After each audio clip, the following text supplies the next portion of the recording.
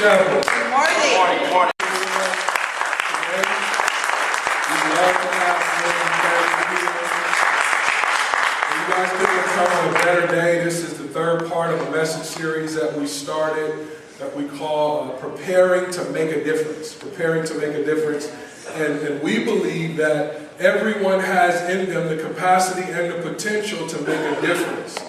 The first week we talked about this radical new way of leading that Jesus introduced that was so contrary to the popular day. It was an upside down form leadership where it wasn't about lording over people, but it was about serving people. That leaders have the responsibility to leverage their authority for the people that's under their authority. And then last week we introduced you to a few people here at the church, more than a few people. We have a lot of people here at the church serving in leadership capacity or leadership role. And so we went a little bit longer than usual last week. I'm going to try to make it up for you guys today because we don't believe in long messages because I don't think it takes that much. But today we're going to talk about unleashing the hero in you. Because I believe that each one of us, everyone in this room has leadership capabilities. Everyone in this room has the potential to be a hero. And we need more heroes. Amen. We need more mothers to be heroes to their children. Amen. We need more fathers to be heroes to their children. We need more heroes in the workplace. We need more heroes in the community. And today I'm hoping that God will use this message to unleash the hero in you, because there is a hero in you. Today we're going to look at a story of one of my favorite Bible characters, David. The story that we're going to look at takes place in the 11th century BC. As many of you know, David was many things. He eventually became the king, but ultimately we're introduced to him as a little boy. But here's what I want you to realize, and here's what I want you guys to capture today, that David lived in very, very, very violent times. In fact, it's almost impossible for us to wrap our minds and our hearts around the world that David lived in, or anyone in ancient times, especially when it comes to ancient warfare. See, we get our cues from TV, and we watch TV and we see these movies, and Hollywood has really, really helped us to glamorize ancient warfare. We glamorize it. We fantasize it. We even romanticize it, right? And Hollywood gave us movies like Troy with Brad Pitt. Is there no one else? Is there no one else? Come on. And then Hollywood gave us Braveheart with Mel Gibson. Yeah. And then Hollywood took it to another level and gave us Gladiator. Yeah. And I try to watch these movies and my attention span is so short. They're so long. These movies are like 2.5 hours long. But I try to watch these movies, especially preparing for a message like this. But here's what I want you to know. Hollywood on its best day is not capable, it falls short of taking us into the world of ancient warfare. Right. Even on its best day. Yeah. Right. See, we see warfare from a jet. Right. We see warfare from a helicopter. Right. We see warfare from satellite. We see it from the lens of a camera. Right. But in those days, you saw warfare over the edge of your own shield with your stomach in your throat. In modern warfare, we kill from a distance. In ancient warfare, you kill at arm's length. You looked into the eyes of your opponent. You smelled their breath. You knew if they had something to eat. You knew if they had something to drink. You were up close and personal. And you either saw fear, or perhaps you saw terror, or perhaps you saw savagery. But the worst possible thing you could see on the battlefield is calm. Because that means that you were looking in the eyes of a professional killer, a man killer, a veteran. And unless you two were a veteran of the shield wall, the odds of you walking away alive were very, very low. Only after the battle would you know what your wounds were. You wouldn't know whether it was yours or the opponent. The adrenaline would be so high that only after the adrenaline wore off would you know what your wounds were. And then you would have to decide figure out what was your blood and what was the blood of your opponents. Because you will be covered in blood, either yours or someone else's. And if you managed to stop the bleeding, chances are you would die of some sort of infection. People of ancient times, they didn't understand germs the way we understand germs, but what they did understand was that if a puncture wound took part of your clothing into the wound, chances are you would lose a leg or an arm. Perhaps you would lose your life. And if your brother to the left or your brother to the right loses their courage and turns and runs away, you will undoubtedly die on the battlefield. And before anyone can get there to save your body, rescue your body, bury you, the birds of the air and the beasts of the field will be there to prey upon your flesh. How about that for an introduction? Now the Philistines gathered their forces for war and assembled in Succoth in Judah. They pitched camp in Ephes, Dimmon, between Soka and Azekah. Saul and the Israelites assembled and camped in the valley of Elah and drew up their battle line to meet the Philistines. The Philistines occupied one hill and the Israelites another, with the valley between them. A champion named Goliath, who was from Gath, came out of the Philistine camp. His height was 6 cubits and a span. And so we're talking about a very, very big man. Not just a big man, but a very big and intimidating man. Goliath was 9.5 feet tall.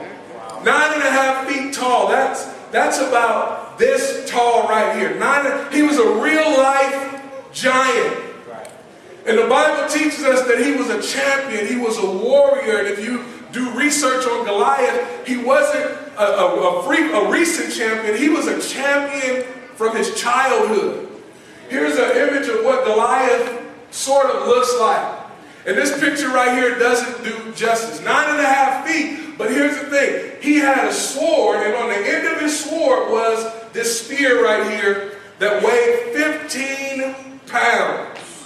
He was a champion. And so the visual and the image is this. You had the Israelites, who were God's people, on one hill. You had the Philistines, who were opposed to God's people and trying to take land that God promised to his people, on the other hill. And between the hills you had this valley. And you had this huge giant that would come down every single day from the hill into the valley, and he would taunt the Israelites. And they were afraid, they were intimidated by him. He wasn't just a man that was big. You have some people that are big and they're not tough. But Goliath was big and he was tough. And these taunts that Goliath issued went on for weeks. And the Bible tells us that Goliath, as he stood, he shouted to the ranks of Israel, "Why do you come out and line up for battle? Am I not a Philistine? And are you not the servants of Saul?"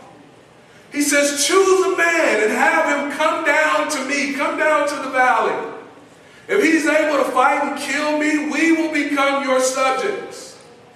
But if I overcome him and kill him, you will become our subjects and serve us." Then the Philistines said, "This day I defy the armies of Israel. Give me a man and let us fight each other."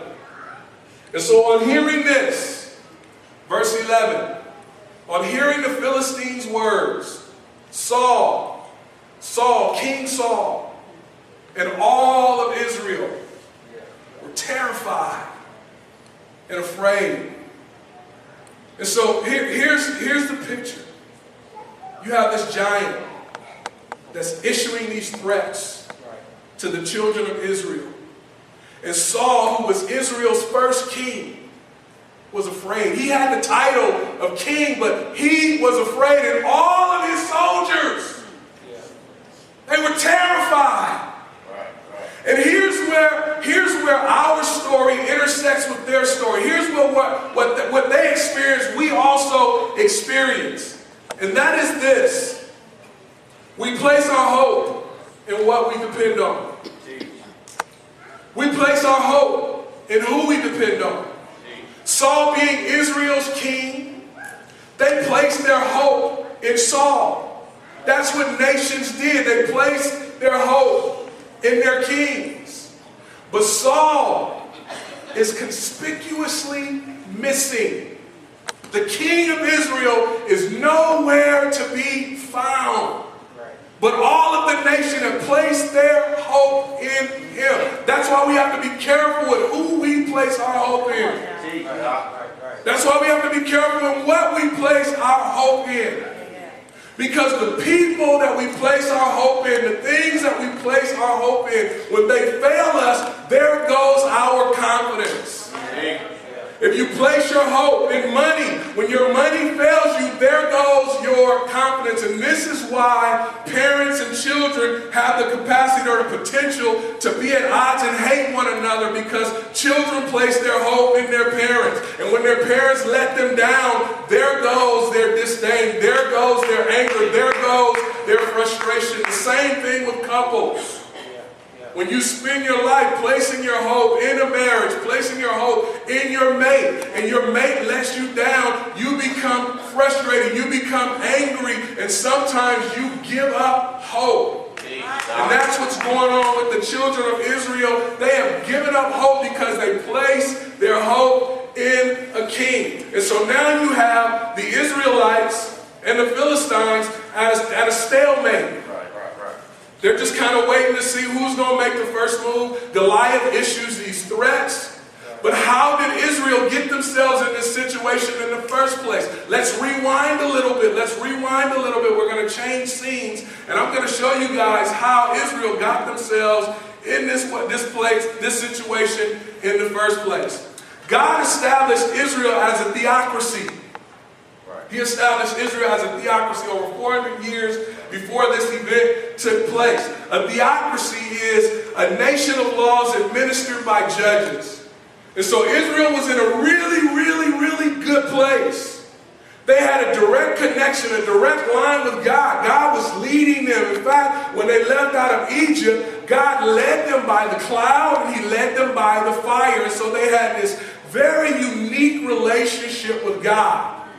And what Israel did not realize, and what many of us might not realize, even in the church today, is that what God wanted to do through Israel was bigger than Israel. God wanted to show the surrounding nations, as he was leading Israel, he wanted to show the surrounding nations that he was the king.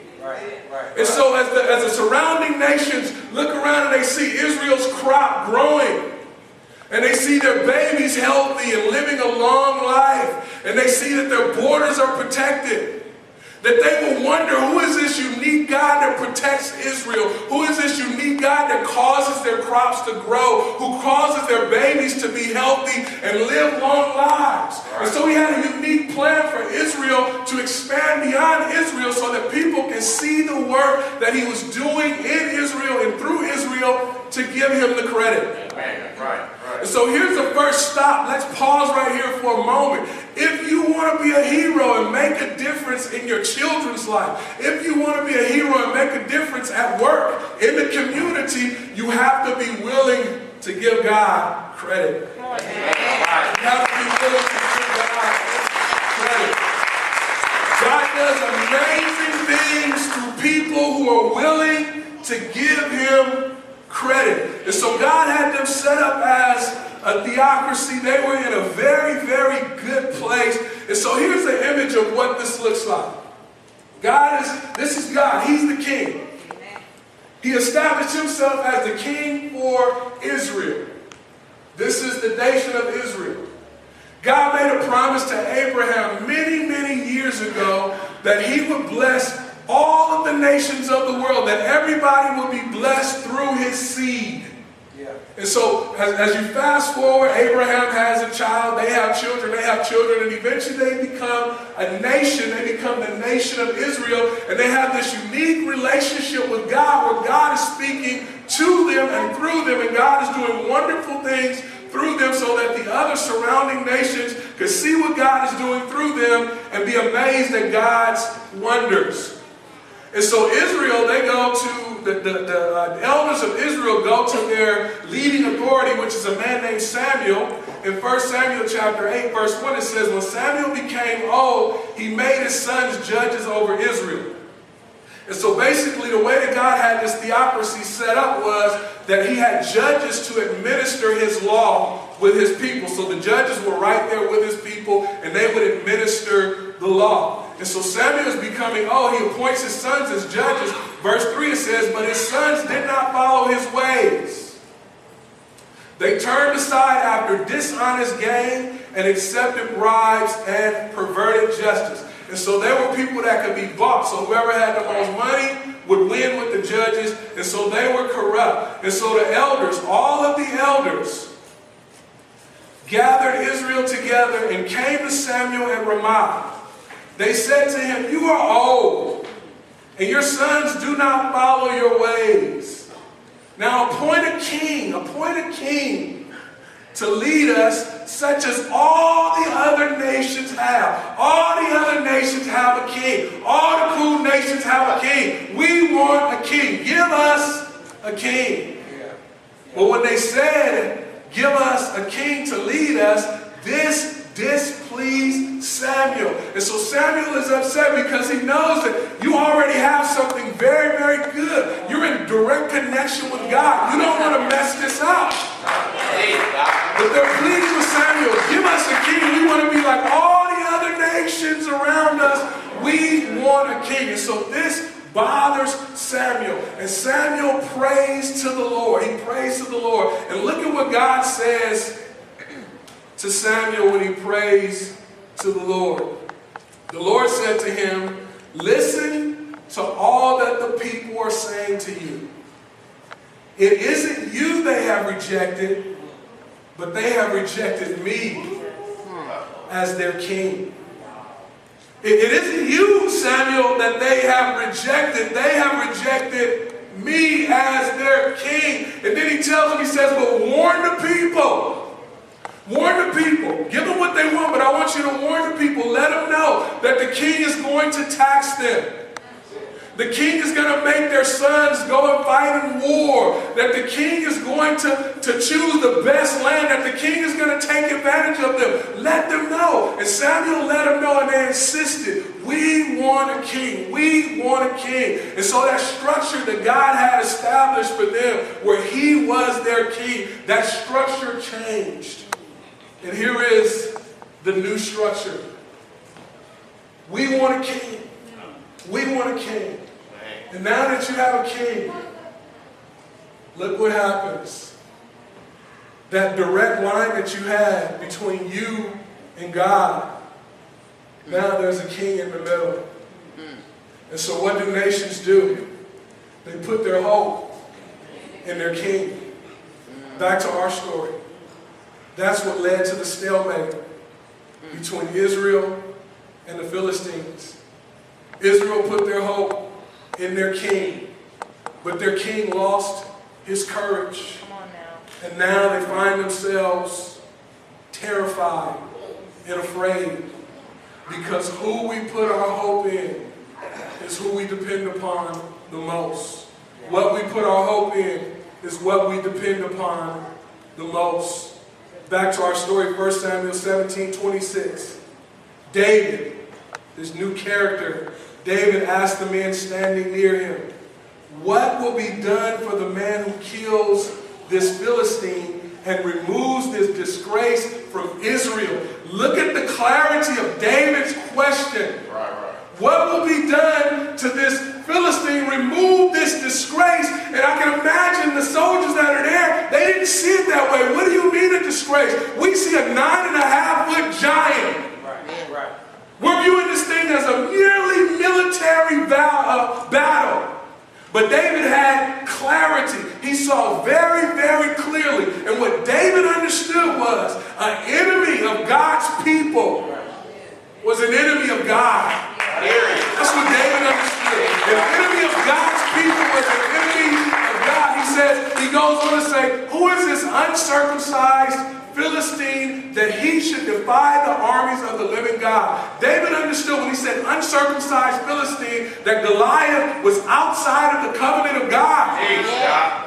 He was outside of the protection of God. And so David didn't see it as a military battle. He saw it as opposition to God. They were terrified. They were afraid. But David was offended.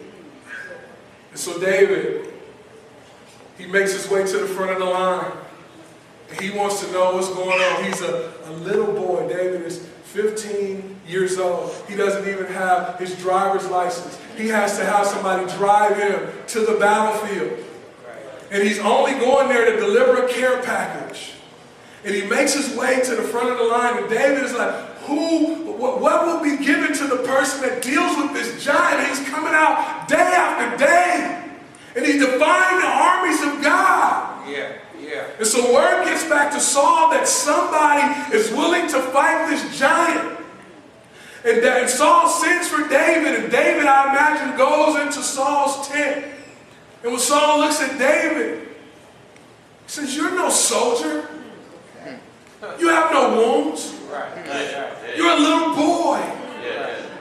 And Saul is discouraged, and as he gets ready to dismiss David, David says, wait a minute, Saul, hold on. I know I'm not a soldier.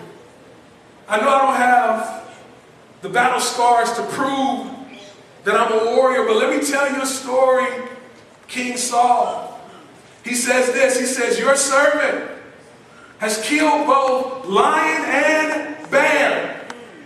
He says, this uncircumcised Philistine will be like one of them not because he has offended me, but why does nobody else see this? But because he has defied the armies of the living God. He goes on to say, the Lord who rescued me.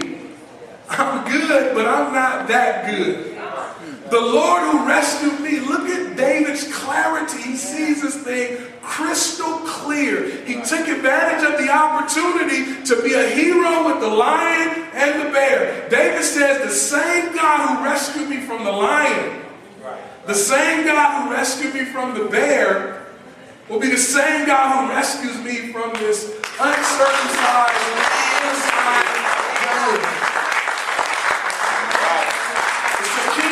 Let me do what nobody else is willing to do. Let me do what you're not even willing to do. I don't have the title. You have the title. But I see this thing crystal clear that the Lord who rescued me will rescue me again. And then he goes on to say, all those who gathered here will know that it is not by sword or by spear that the Lord saves. For the battle is the Lord's, and he will give them, he will give you, he will give Goliath into my hands. And so the story continues that David and Goliath come face to face. And David looks at Goliath. Goliath looks at David. And Goliath laughs. What is this?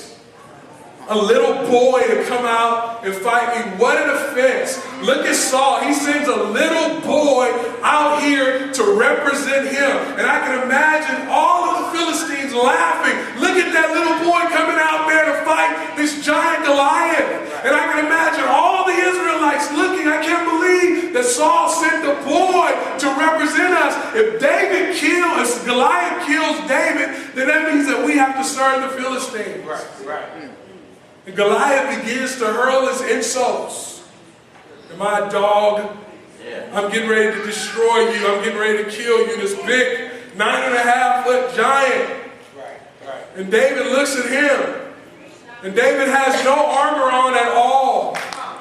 Saul tried to give David his armor because Saul's hope was in his armor. David said, I can't work with your armor. And so David took 5 smooth stones with him to the battlefield, and he had a sling.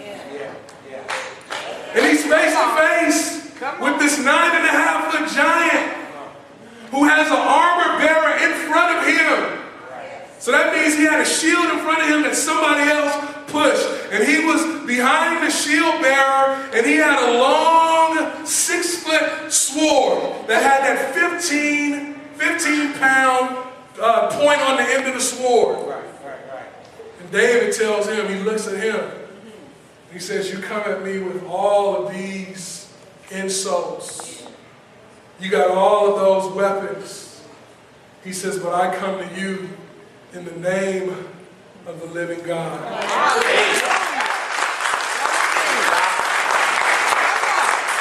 David saw clearly his hope wasn't in people.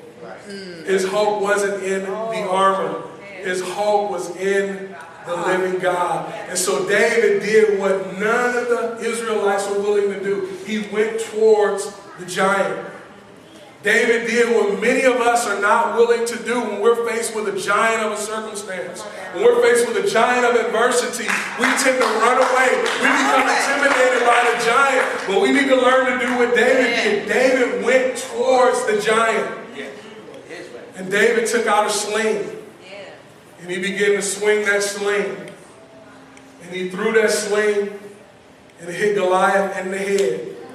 And the Bible said that the rock sunk into his forehead and Goliath fell to the ground and died. Dig this. David went and picked up Goliath's big heavy sword and cut his head off with his own sword.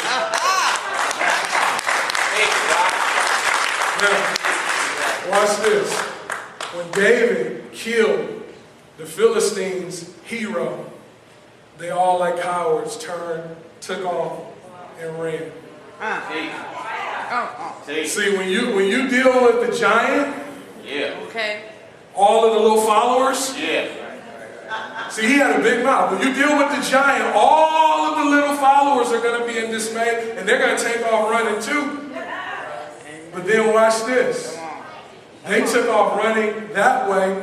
Israel, who was afraid, took off and ran after him.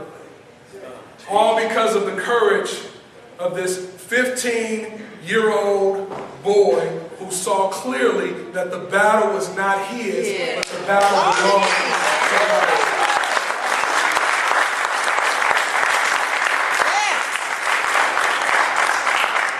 So in conclusion, how did David become a hero? Here's how David became a hero. He took advantage of an opportunity to be used by God. There are opportunities around us all the time to be used by God. When it was the bear and the lion that came to take the sheep, David saw that as an opportunity. Most people look at things like that and they think it's an opportunity to be afraid.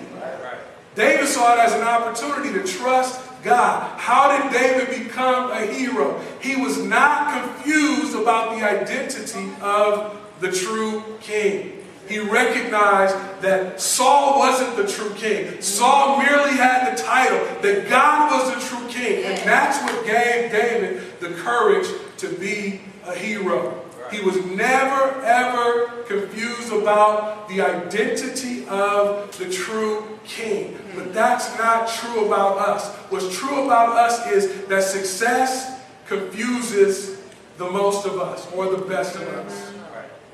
A little bit of success, and we're sitting on the thrones of our lives. A little bit of sales success, a little bit of financial success, a little bit of academic success, and now we're back to depending on ourselves. David, who eventually became the king of Israel, never made that mistake. We can never get to a place as God continues to bless us. And you know, Peace Chapel, let me talk to Peace Chapel for just a moment. You know that God is blessing this church. Amen.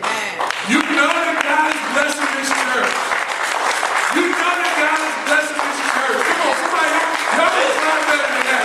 You know that God is blessing this church. We finally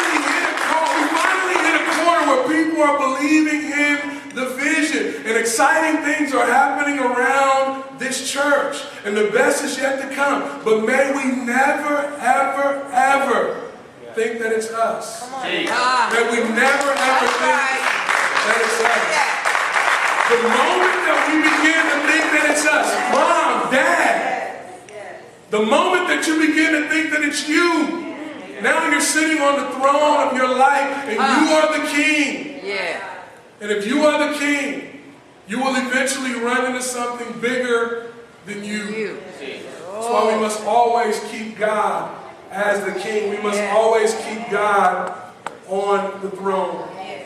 As I conclude, what did David know that you might not know? David knew this: the person whose hope is in the Lord has no reason to be afraid. The person whose hope is in the Lord has no reason to be afraid. David went on to become king of Israel. He was the second king of Israel.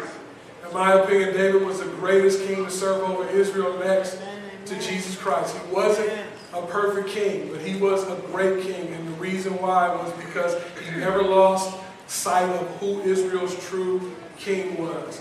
David, as a king, he was a poet as well, and he would write poetry. That's why we have a lot of the Psalms that are written by David. And he says this in one of the Psalms, Psalms 25, verses 1 and 3. He says, in you, Lord my God, I put my trust.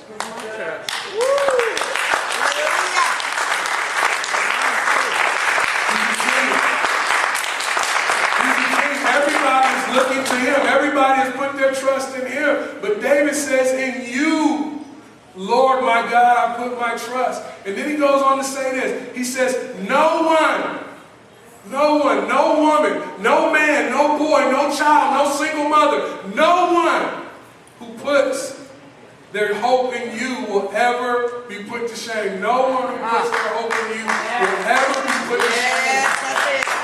No couple who puts their hope in you will ever be put to shame. No one will ever be put to shame.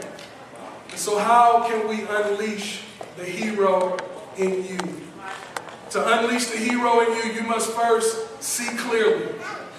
You must first see clearly. See clearly what? That God is the true king. Yes, he is. Not your boss, not you, not the pastor, not the president. God is the true king. You must see clearly. Hallelujah. And if you see clearly that God is the true king, no matter what comes against you, you're not going to be intimidated. Unleashing the hero in you. You must not only see God, you must not only see clearly, but you must act confidently. You must act confidently. Those who hope in the Lord have no reason to be afraid. David acted confidently. Yeah. And then lastly, to unleash the hero in you, you must walk humbly. Yeah. You must walk humbly. And this is what gets us in trouble most of the time.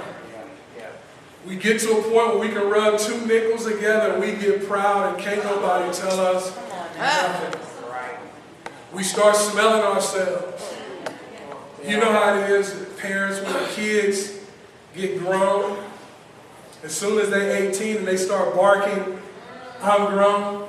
Okay. That means that they are smelling themselves, and I'm telling you, it's almost impossible for you to get through that thick skull because they think that they have it all figured out.